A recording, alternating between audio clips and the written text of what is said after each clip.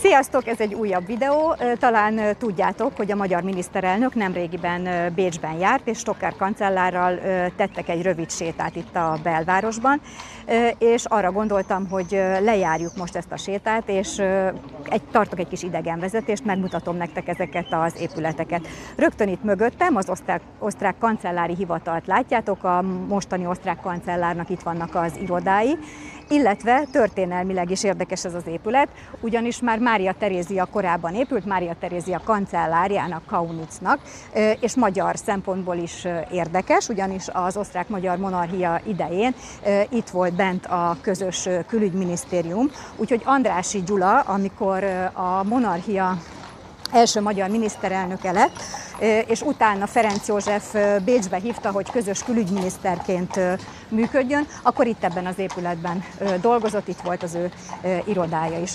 És most tovább megyünk, itt mellettünk egy nagy építkezés van.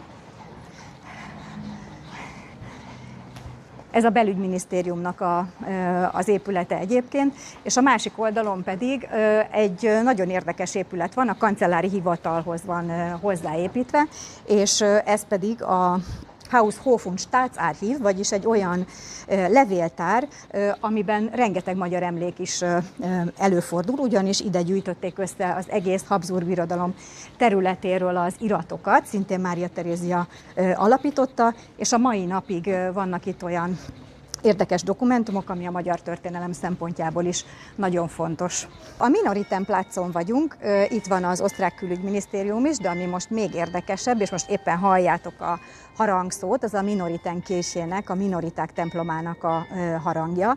Ez az egyik kedvenc templomom Bécsben, nem csak azért, mert hogyha nincs itt ez az építkezés, akkor nagyon aranyos, hangulatos ez a tér, hanem azért is, mert ez Bécs egyik legrégebbi eredeti állapotában, még gótikus stílusban megmaradt temploma, és bent is nagyon hangulatos és érdekes. Ha koncertre jöttök, akkor itt például nagyon hangulatos, kisebb koncertek is vannak. Gyertek tovább!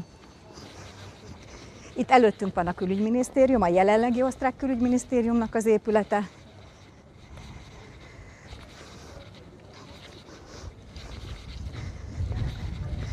És ahogy a videóban is szó esik róla, hogyha ott azt a zöld épületet hátul látjátok, az pedig a magyar nagykövetségnek az épülete.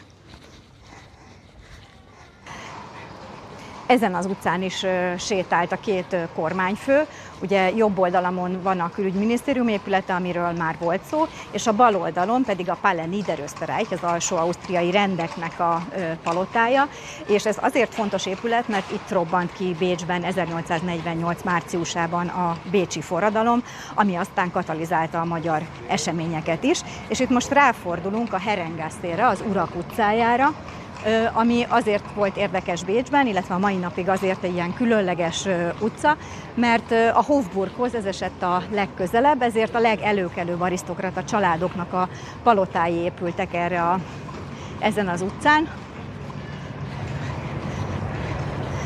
Ugye, amiről már beszéltünk, az itt mellettem a külügyminisztériumnak a főbejárata, most körbejártuk ezt az egész épületet, és itt az utcán fogunk haladni tovább Széchenyi István szülőházához.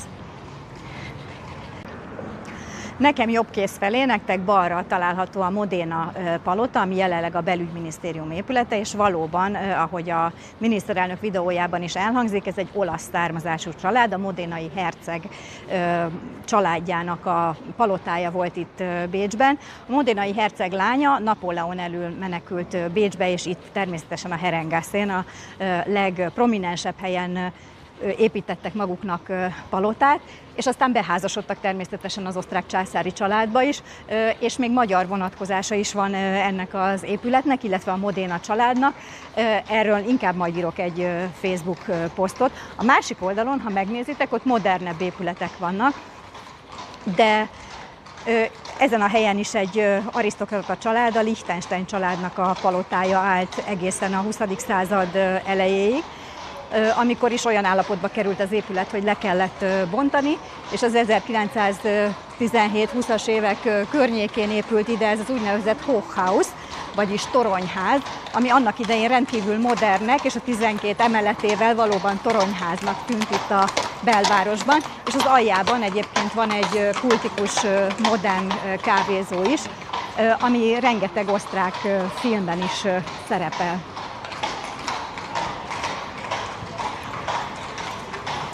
És lassan el is érkezünk a Wilczek palotához, ami pedig, ahogy a videóban is látszik, Széchenyi István szülőháza. 1721. szeptember 21-én itt született a legnagyobb magyar. Édesapja Széchenyi Ferenc ugyanis ezt a palotát bérelte a család részére, és jelenleg is található itt egy emléktábla, és itt van az a koszorú, amit az osztrák kancellár és a magyar miniszterelnök nemrégiben elhelyeztek az épületen. És ha tovább sétálunk, itt mellettünk egy újabb palotaépület található.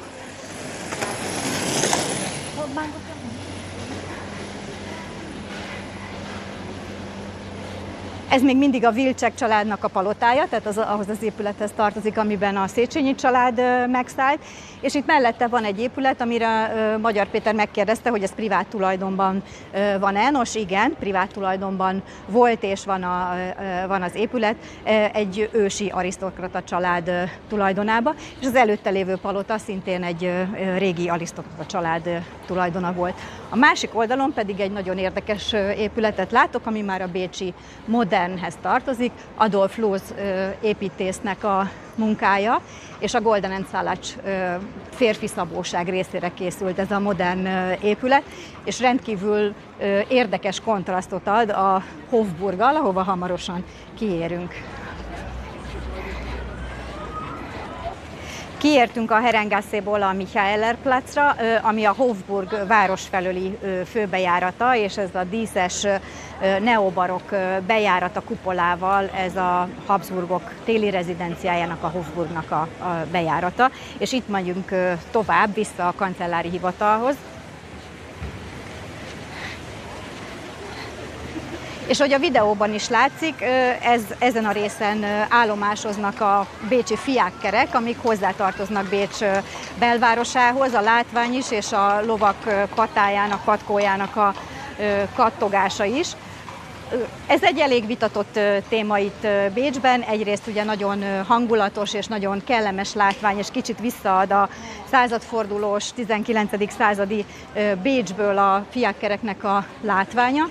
Ugyanakkor állatvédelmi szempontból nem teljesen eléggé vitatott, hogy vajon szabad-e a lovakat kitenni ennek a mai forgalomnak, illetve hogy a nyári hőség idején mennyire állatbarát dolog a lovakat dolgoztatni, úgyhogy a fiákkereknek a használata és a munkája itt a belvárosban az eléggé szabályozva van.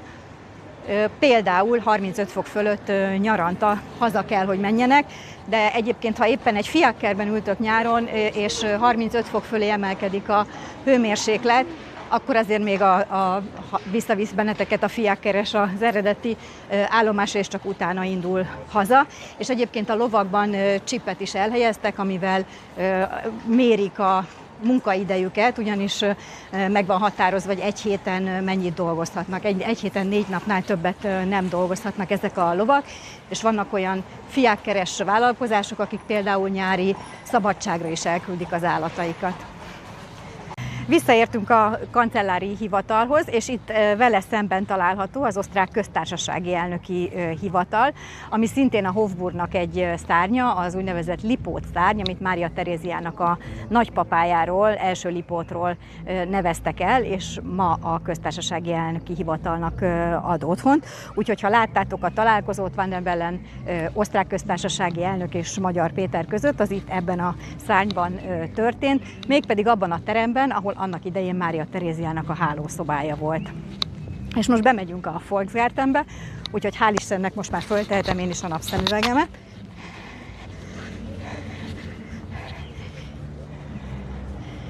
És megnézzük Bécs első közparkját.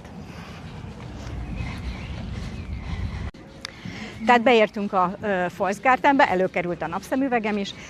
Ez volt Bécs első olyan parkja, amit megnyitottak a nagy közönség előtt, körülbelül 100 évvel ezelőtt lett kész. És valóban ez a legszebb időszak, ilyenkor május vége, június eleje, amikor érdemes ebbe a parkba kijönni. Mi most hétvégén járunk itt, úgyhogy ha körbenéztek, akkor látszik, hogy nagyon sokan vannak, akik itt piknikeznek, kicsit pihennek, heverésznek az árnyékban. Nagyon meleg van, úgyhogy megértem őket, és a Strauss szobor az nem ebben a parkban van, viszont van egy klasszicista épület, a Theseus templom, Theseus Temple, ami a Habsburg család antik gyűjteménye számára készült, de sajnos nagyon nedvesedett az épület, úgyhogy végül az antik gyűjteményt nem itt tudták elhelyezni, hanem a Művészettörténeti Múzeumba, de ennek ellenére jelenleg is kiállításokat, időszakos kiállításokat tartanak itt ebben a kis görög templomra hajazó épületben. És most megyünk tovább a rózsakerthez. Ide értünk a rózsakerthez, ez is a Volksgarten, a népkertnek a része, az egyik legkedveltebb része, és nem véletlenül mondtam, hogy ilyenkor érdemes igazán ide ellátogatni, mert május végén, június elején van az az időszak, amikor ez a rengeteg rózsa kivirágzik, úgyhogy most szólok, hogy aki rózsa illatban szeretne sétálgatni itt Bécsben, az most jöjjön a Volksgartenbe, mert fantasztikus illat van körülöttünk, és sajnos a videón nem lehet jól átadni. Körülbelül 3000 rózsáról beszélünk, rózsatőről, ami itt el van ültetve, több mint 200 fajta rózsa, úgyhogy virágkedvelők is szívesen sétálhatnak itt, és nézegethetik a különböző fajtákat és a különböző virágzatú növényeket, úgyhogy ez egy nagyon izgalmas és nagyon szép hely ilyenkor.